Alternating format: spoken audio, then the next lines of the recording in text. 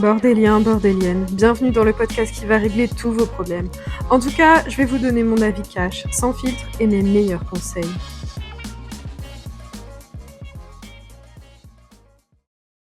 Bienvenue dans le tout premier épisode de Ton bordel, ma réponse. Ici, tu balances tes galères et moi je te réponds cash. Pas de filtre, pas de phrase toute faite, juste ce que j'aurais dit à un pote ou à une pote en vrai. L'idée elle est simple, chaque semaine je prends vos messages, vos questions, vos problèmes de cœur, de taf, d'amitié, bref, tout ce qui vous prend la tête et j'y réponds à ma manière. Cash, sans langue de bois, mais toujours avec sincérité. Alors si t'es prêt ou si t'es prête, on attaque avec le premier épisode avec vos premières galères. C'est parti. Question 1. Ma meilleure pote me zappe dès qu'elle est en couple. Est-ce que je dois lui en parler? Ok. Donc ta meilleure pote disparaît dès qu'elle est en couple, et toi, tu sais pas si tu dois lui dire cash ou juste laisser couler. Franchement, je vais pas tourner autour du pot. Une pote qui t'oublie à chaque fois qu'elle a un mec, c'est pas une meilleure pote. C'est une pote à mi-temps. Et toi, t'es pas un bouche-trou qu'on sort du placard quand ça l'arrange. Je sais déjà ce que tu vas me dire. Oui, mais elle est amoureuse, c'est normal. Bah non. L'amour, c'est pas disparaître et oublier tes amis. L'amour, c'est que du plus dans ta vie. Ça rajoute quelqu'un, mais ça enlève pas ceux qui étaient déjà là. Imagine la scène. T'as une galère, t'as besoin de parler. Tu l'appelles et elle te sort. Désolée, je peux pas, je suis avec lui. Mais attends, quand elle était célibataire, toi t'étais là, tu répondais, tu sortais avec elle, tu l'écoutais pleurer pendant des heures et des heures. Tu vois un peu le décalage? Et je comprends, ça fait mal. Parce qu'au fond, tu te demandes si tu comptes vraiment pour elle, si t'es juste son plan B quand elle a personne d'autre. Et ça, c'est pas une vraie amitié. Donc, est-ce que tu dois lui dire cash? Oui, parce qu'à force de laisser couler, c'est toi qui prends cher. Tu peux très bien lui dire un truc simple, comme écoute, j'ai l'impression que tu m'oublies dès que t'es en couple, et franchement, ça me fait chier parce que je tiens vraiment à toi. Pas besoin de longs discours. Et après, tu as deux options. Soit elle t'écoute et elle fait un effort, et dans ce cas-là, c'était une vraie amie. Soit elle se vexe, elle minimise et elle change rien. Et là, la question, elle est pour toi. Est-ce que toi, tu veux encore t'investir? Est-ce que tu veux encore investir ton énergie dans une amitié qui a sens unique? Parce qu'une vraie meilleure pote, c'est pas juste là pour les soirées célib ou quand elle a besoin d'une oreille. C'est quelqu'un qui reste, peu importe les phases de sa vie et de ta vie. Moralité, une amitié, ça se mesure pas au moment facile. Ça se mesure quand la vie, elle change. Si elle disparaît à chaque fois qu'un mec débarque, c'est peut-être que cette amitié, elle était pas si solide que ça. En tout cas, je te souhaite bon courage pour avoir cette conversation avec ton ami. N'hésite pas à me tenir au courant. On passe au prochain bordel. Question 2. Mon mec veut pas s'engager alors qu'on est ensemble depuis 3 ans. Je fais quoi? Ok, donc ça fait 3 ans que t'es avec ton mec et il veut toujours pas s'engager. 3 ans. On parle pas de 3 semaines ni de 3 mois. 3 ans, c'est long quand même. Là, toi, tu te dis, peut-être qu'il a peur, peut-être qu'il a besoin de temps. Moi, je vais être cash. Quelqu'un qui veut vraiment construire avec toi, il met pas 3 ans à le montrer. Ton temps, c'est pas une salle d'attente, et toi, t'es pas là pour mendier une place dans son futur. Imagine, tu continues 2 ans de plus comme ça. Ça fait 5 ans ensemble, et t'as toujours aucune réponse claire. Tu crois que t'aurais pas un peu le seum d'avoir perdu 5 ans à espérer? Parce que, spoiler, s'il veut pas changer aujourd'hui, c'est rare qu'il change demain. Bon, après, j'apporte une nuance quand même. Tout dépend aussi de votre âge et de votre contexte. Si vous avez 21, 22 ans ou moins, qui commence sa vie pro, qui sait pas encore où il veut vivre ou ce qu'il veut faire, bah c'est normal qu'il soit pas prêt à signer pour mariage, bébé, maison. L'engagement, c'est pas que romantique, c'est aussi pratique. Et certains ont besoin de stabilité personnelle avant d'avancer à deux. Donc en soi, tu as deux chemins possibles. Le premier chemin, c'est soit toi, tu veux du concret maintenant, et dans ce cas-là, tu mets les choses sur la table en disant, écoute, moi je veux avancer, je veux faire ça, ça, ça. Si c'est pas ton cas, je perds pas plus de temps. Il faut que tu assumes tes choix jusqu'au bout. La deuxième solution, Tu peux te dire, on est jeune, on a encore du temps, je suis prête à patienter. Mais dans ce cas-là, fais-le en conscience. Pas en espérant qu'il change par miracle, mais en acceptant que pour l'instant, il n'est pas prêt et que toi, ça te va. Ce qu'il faut éviter, c'est de rester bloqué entre les deux.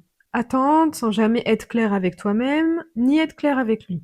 Parce que là, tu finis frustré, épuisé, et tu t'en veux d'avoir laissé filer ton temps.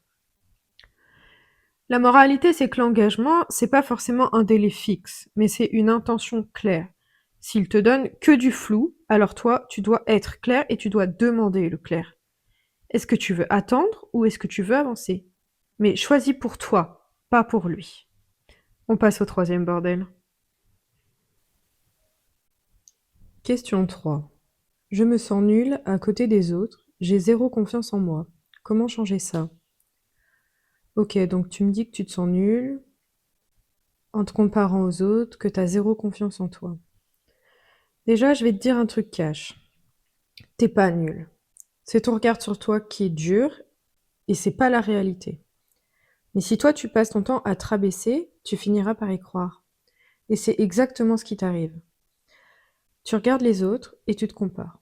Tu compares ton intérieur avec leur façade. Et forcément, tu perds.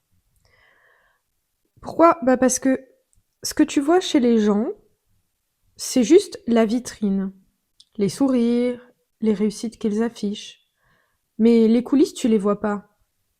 Leurs galères, leurs doutes, leurs complexes, tu les vois jamais. C'est comme si tu te comparais à une maison témoin hyper bien décorée, alors que toi, t'es encore en plein travaux chez toi. Forcément, ça donne l'impression que ta vie, elle est en bordel. Mais en vérité, c'est que tout le monde est en travaux. Tout le monde. Et puis, parlons de la confiance en soi. Tu crois que c'est inné? Que certaines personnes naissent avec un abonnement premium de confiance et que toi, t'as raté la distribution? Non. La confiance, c'est pas un cadeau, c'est un muscle. Et comme tout muscle, tu dois l'entraîner. Alors comment on fait? Déjà, première solution, arrête de viser la montagne. Vise la petite marche. Tu te concentres sur des victoires minuscules. Finir un truc que tu repousses depuis des semaines, prendre la parole une fois dans un groupe, dire non alors que tu as toujours l'habitude de dire oui. Et à chaque fois que tu réussis un petit truc, c'est une brique que tu poses dans ton estime de soi.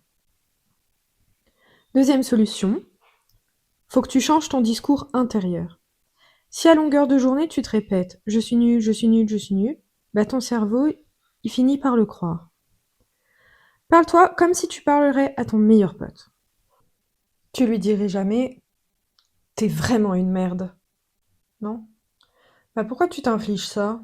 Mets-toi un stop. À chaque fois que tu t'entends dire je suis nul, corrige-toi. Ok, je suis en apprentissage, ok, j'ai pas réussi cette fois, mais je progresse. Tu vois la nuance? Ça change tout. Troisième solution, arrête d'attendre que la confiance tombe du ciel avant d'agir. Parce que beaucoup pensent j'attends d'avoir confiance pour me lancer. C'est faux.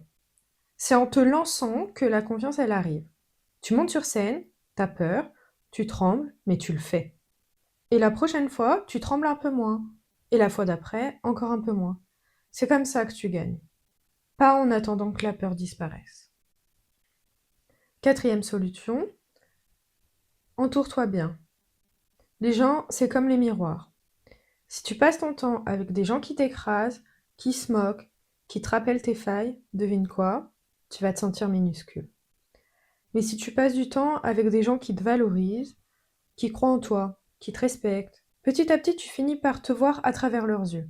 Et ça change tout. Alors faut que tu fasses le tri. Maintenant, je vais te dire un truc cash, encore une fois. La confiance, ça se construit pas en un mois.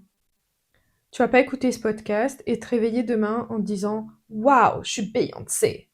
Non, ça c'est un boulot quotidien. Tu vas tomber, tu vas douter, tu vas recommencer. Mais chaque fois que tu fais un pas, même un tout petit, tu avances. Et tu sais quoi? Tu dois célébrer ça.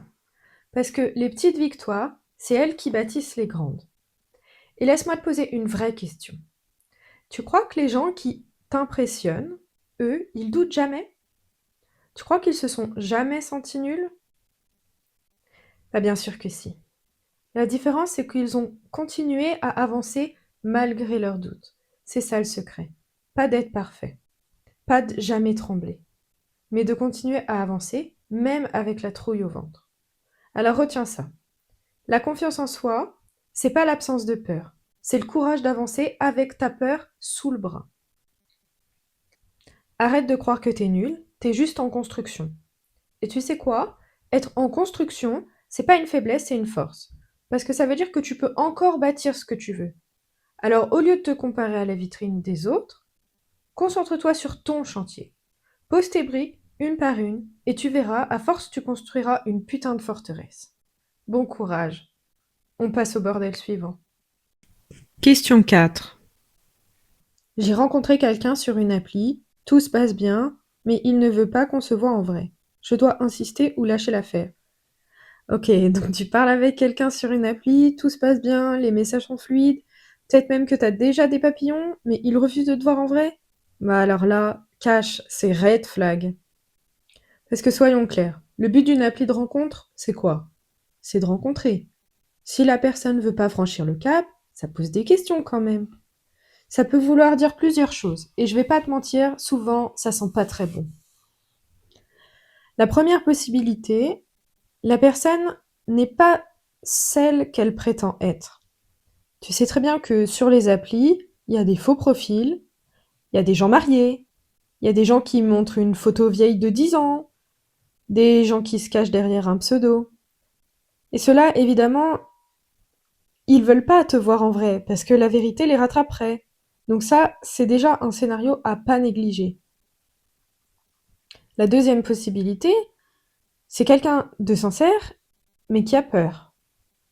Je sais pas, il a peut-être peur du jugement, peur que tu le trouves moins bien qu'en photo, peur de pas gérer en face à face. Et ça, je vais pas te mentir, ça existe aussi. Tout le monde n'a pas la même aisance sociale. Mais la peur, ça s'affronte. Et si au bout de plusieurs semaines ou plusieurs mois, je sais pas depuis combien de temps tu lui parles, mais si au bout de plusieurs mois, elle refuse toujours, cette personne, c'est qu'elle est coincée dans sa peur et que toi, tu vas te coincer avec. Troisième possibilité, la personne s'ennuie et te prend comme distraction. Tu sais, le genre de relation virtuelle qui occupe ses pauses déj, ses soirées vides, mais qui n'ira jamais plus loin. Tu lui tiens compagnie, tu flattes son ego, mais ça s'arrête là. Et toi, tu peux vite tomber dans le piège, parce que tu t'attaches à quelqu'un qui n'a jamais eu l'intention de concrétiser.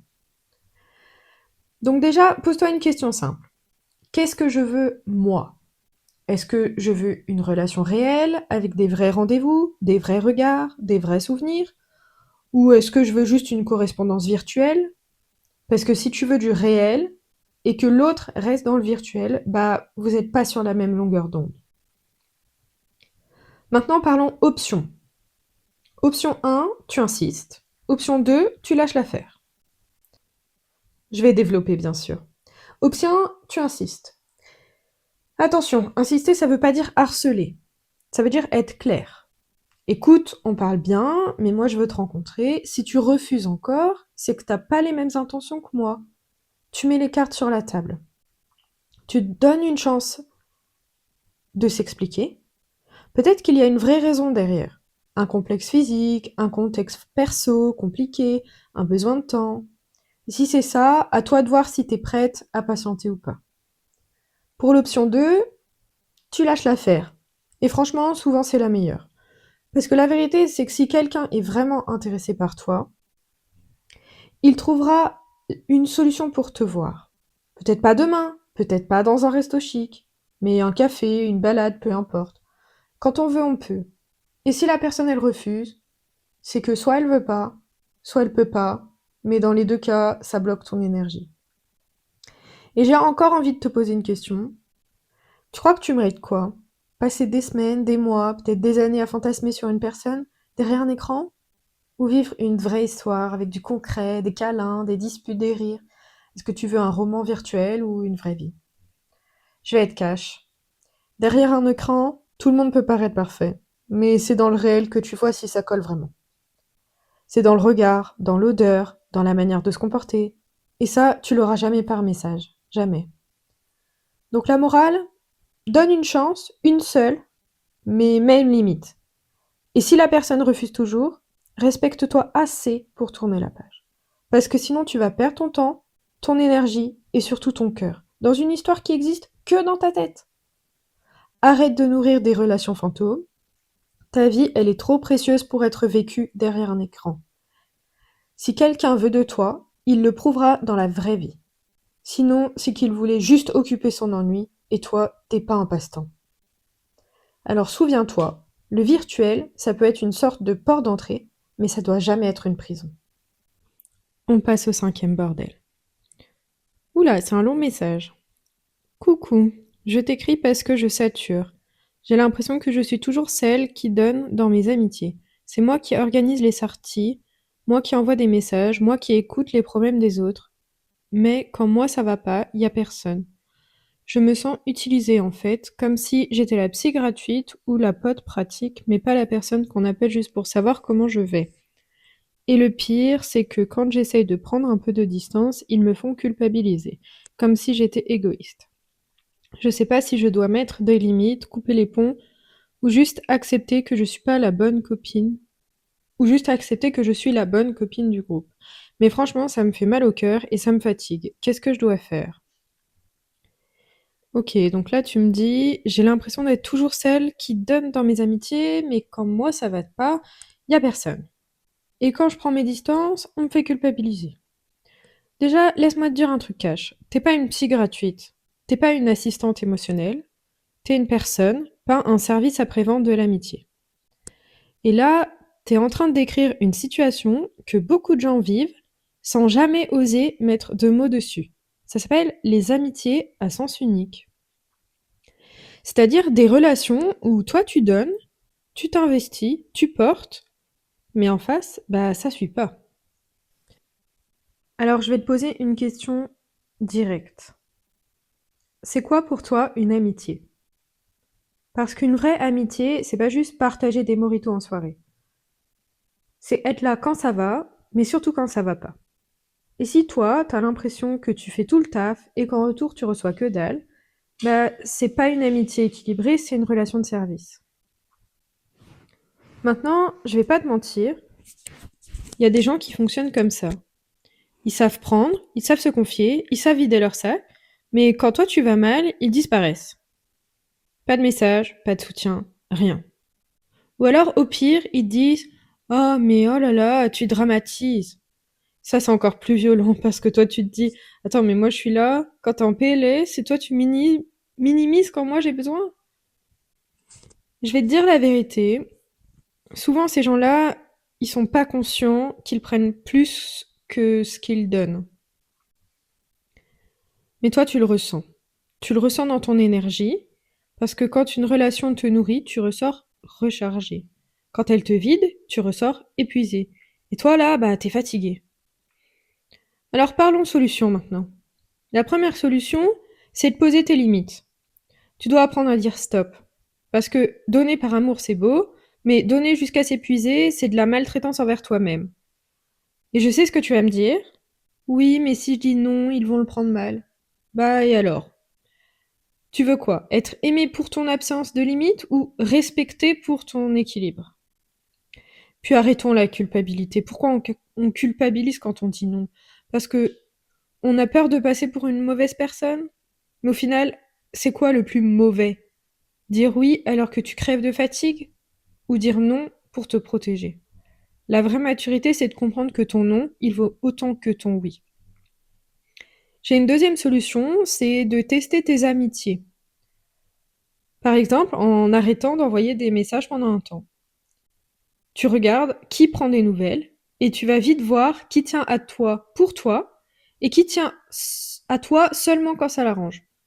Crois-moi, ça fait mal, mais ça fait du bien d'un côté. La troisième solution, c'est de requalifier tes relations. Tout le monde n'a pas la même place dans ta vie. Il y a les vrais amis, ceux sur qui tu peux compter. Il y a les potes de circonstance, les collègues de sortie, les gens de passage. Le problème, c'est que souvent, on met tout le monde au même niveau, et du coup, on s'attend à recevoir de tous la même chose que des vrais amis. Mais en vérité, ils peuvent pas donner ça puisqu'ils ne sont pas ça.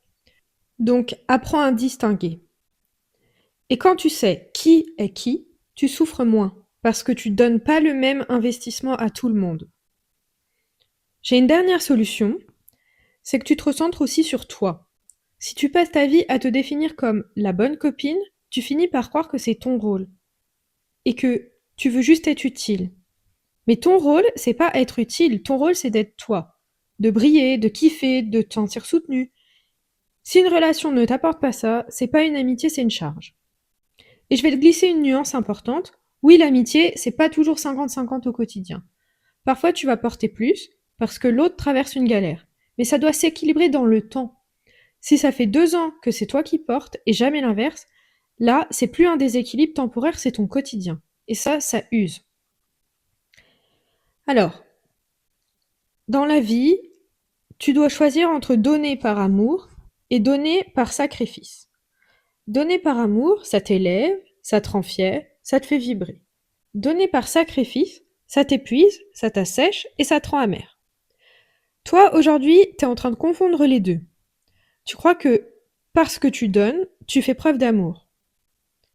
Mais si toi, derrière, tu sors vidé, c'est plus de l'amour, c'est de l'abandon de soi. Donc retiens ça. Une vraie amitié, ça circule dans les deux sens. Si c'est toujours toi qui porte, qui écoute, qui console, et jamais toi qui es porté, écouté, consolé, alors c'est pas une amitié, c'est un contrat à sens unique. Et toi, tu mérites mieux que ça. Alors, arrête de culpabiliser quand tu dis non. Arrête de croire que ton rôle, c'est d'être la psy gratuite ou la maman de tout le monde. Ton rôle, c'est d'être respecté, considéré, aimé pour qui tu es. Et les vrais amis, crois-moi, eux, ils comprendront tes limites. Les autres, bah, ils prendront la porte. Et tu sais quoi? Ce sera pas une perte, ce sera un tri. Voilà mes bordéliens, mes bordéliennes, c'est la fin de cet épisode.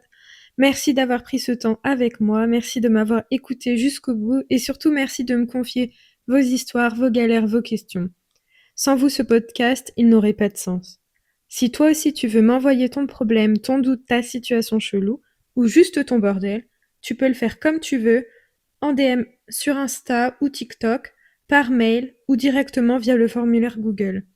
Et t'inquiète, ça peut rester totalement anonyme si tu préfères. Tu signes ou tu signes pas, c'est toi qui décides. Alors continuez d'alimenter ce podcast, balancez-moi vos vérités, vos casseroles, vos galères, j'en fais ma matière première. C'était ton bordel, ma réponse.